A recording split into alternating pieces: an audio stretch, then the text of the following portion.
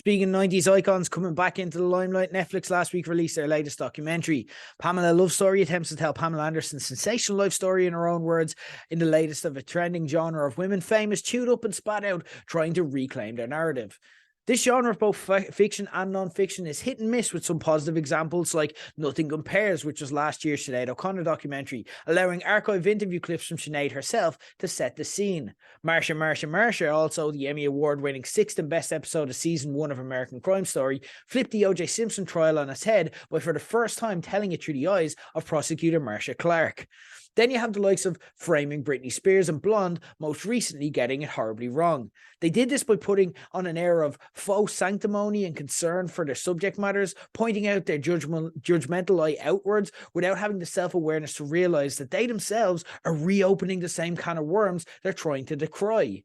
Blonde did this by, on several occasions, literally putting the camera inside of Marilyn Monroe's vagina, while Framing Britney Spears spent swathes of the movie focusing on how she repeatedly told the media to leave her alone, all the while bringing up every single last horrific drama that she'd gone through for one more lap. Another horrific example that told itself it had good intentions is last year's Hulu series, Pam and Tommy, which claims it's on Pamela Anderson's side in the fictionalized retelling of how her and ex-husband Tommy Lee's sex tape was made public, but then went ahead without her consent or wishes and proceeded to make it a slapstick comedy with sympathetic leanings for the person responsible for sealing the tape. Fortunately, Pamela, A Love Story, is one of the more positive examples, and it's really not a difficult formula to see why this works. What does every project I've listed have in common? The word consent comes to mind. All of the projects had the blessing of their featured characters, as opposed to the ones who went full bull in the china shop while lying to themselves that they weren't the tabloid smut that they were attempting to condemn.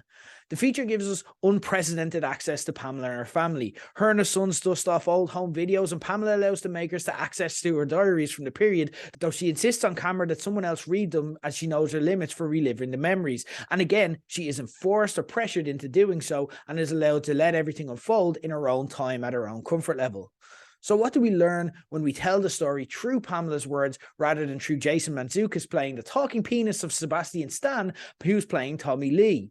Well, we learned that Pamela is a mom first and foremost, an ordinary, loving person who puts her sons first. We learned that she has a goofy, charming mom humor. We learned that she is and always has been extremely intelligent, self-reflective, and romantic at heart, but that traumatic childhood experiences made her overly trusting of the wrong people or inclined to go along with things that she was uncomfortable with rather than pushing back. Through archive clips, the usual scumbags that we're now used to showing up in these documentaries, making jokes that have aged like milk, are back again. Shout out to Piers Morgan, Jay Leno, Larry King, and Howard Stern, all of whom made their misogyny earn them millions. What's perhaps my favourite aspect of the movie is that we start to see a dramatic arc unfold in the movie itself, as reliving old clips drudges up some old feelings and new reflections. Pamela describes herself as a person who just does things, and as such, there isn't really a polished, pre-planned, focus group-approved narrative that she's trying to push towards. In real time, cameras get to follow highs and lows, like a return of hers to Broadway, or experiencing the release of Pam and Tommy in real time.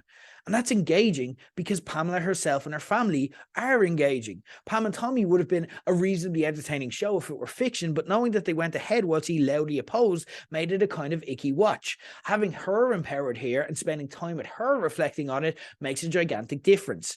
It's a really good documentary, a pleasant surprise from Netflix, whose documentary brand has become almost ITV-like for being exploitative and taking advantage of disadvantaged, uneducated, desperate people to mock for a monthly subscription money.